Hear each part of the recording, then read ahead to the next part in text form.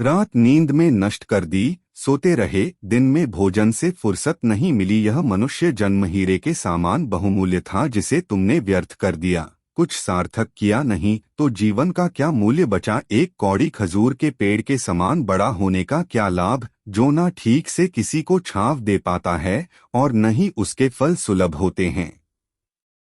पानी के स्नेह को हरा वृक्ष ही जानता है, सूखा काठ लकड़ी क्या जाने कि कब पानी बरसा। अर्थात सहृदय ही प्रेम भाव को समझता है। निर्मम मन इस भावना को क्या जाने। बादल पत्थर के ऊपर झिरमिर करके बरसने लगे। इससे मिट्टी तो भीग कर सजल हो गई किंतु पत्थर वैसा का वैसा बना रहा। कहते सुनते सब दिन बीत गए पर यह मन उलझकर न सुलझ पाया। कबीर कहते हैं कि यह मन अभी भी होश में नहीं आता। आज भी इसकी अवस्था पहले दिन के ही समान है। बादल पत्थर के ऊपर झिरमिर करके बरसने लगे। इससे मिट्टी तो भीग कर सजल हो गई किंतु पत्थर वैसा का वैसा बना रहा। थोड़ा सा जीवन है, उसके लिए मनुष्य अनेक प्रकार के प्रबंध करता है।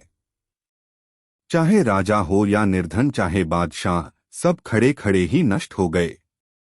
एक दिन ऐसा जरूर आएगा जब सबसे बिछुड़ना पड़ेगा।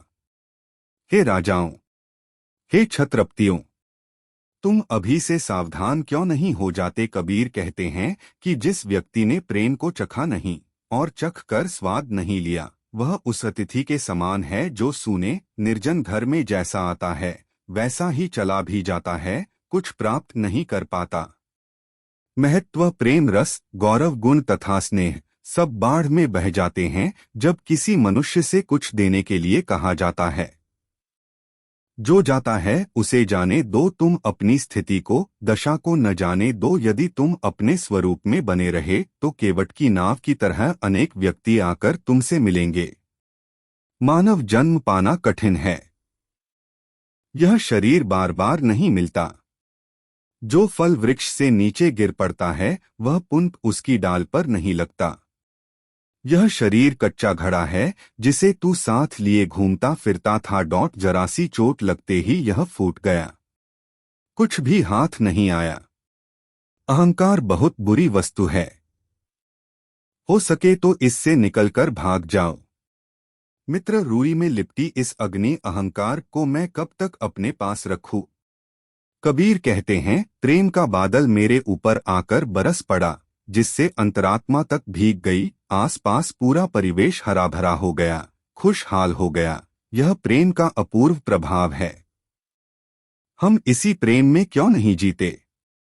जिनके हृदय में न तो प्रीति है और न प्रेम का स्वाद, जिनकी जिह्वा पर राम का नाम नहीं रहता, वे मनुष्य इस संसार में उत्पन्न होकर भी व्यर्थ हैं। प्रेम जीवन की सार्थकता है। प्रेम रस में डूबे रहना जीवन का सार है। घर दूर है, मार्ग लंबा है, रास्ता भयंकर है और उसमें अनेक पातक चोर ठग हैं। हे सज्जनों, कहो भगवान का दुर्लभ दर्शन कैसे प्राप्त हो। संसार में जीवन कठिन है, अनेक बाधाएं हैं, विपत्तियां हैं, उनमें पड़कर हम भरमाए रहते हैं। बहुत से आकर्षण हमें अपनी ओर खींचते रहते हैं। हम अपना लक्ष्य भूलते रहते हैं, अपनी पूंजी गवाते रहते हैं। इस शरीर को दीपक बना लूं, उसमें प्राणों की बत्ती डालूं और रक्त से तेल की तरह सींचूं। इस तरह दीपक जलाकर मैं अपने प्रिय के मुख का दर्शन कब कर पाऊंगा। ईश्वर से लौ लगाना, उसे पाने की चाह करना, उसकी भक्ति में तनमन को लगाना एक साधना है, तपस्या है, जिसे कोई कोई विरला ही कर पाता है। हे प्रिय प्रभु, तुम इन दो नेत्रों की राह से मेरे भीतर आ जाओ और फिर मैं अपने इन नेत्रों को बंद कर लूं। फिर न तो मैं किसी दूसरे को देखूं और न ही किसी और को तुम्हें देखने दूं। कबीर कहते हैं कि जहां सिंदूर की रेखा है वहां काजल नहीं दिया जा सकता। जब नेत्रों में राम विराज रहे हैं तो वहां कोई अन्य कैसे निवास कर सकता है। कबीर कहते हैं कि समुद्र की सीपी प्यास प्यास रटती रहती है। स्वाति नक्षत्र की बूंद की आशा लिए हुए समुद्र की अपार जलराशि को तिनके के बराबर समझती है। हमारे मन में जो पाने की ललक है, जिसे पाने की लगन है, उसके बिना सब निस्सार है।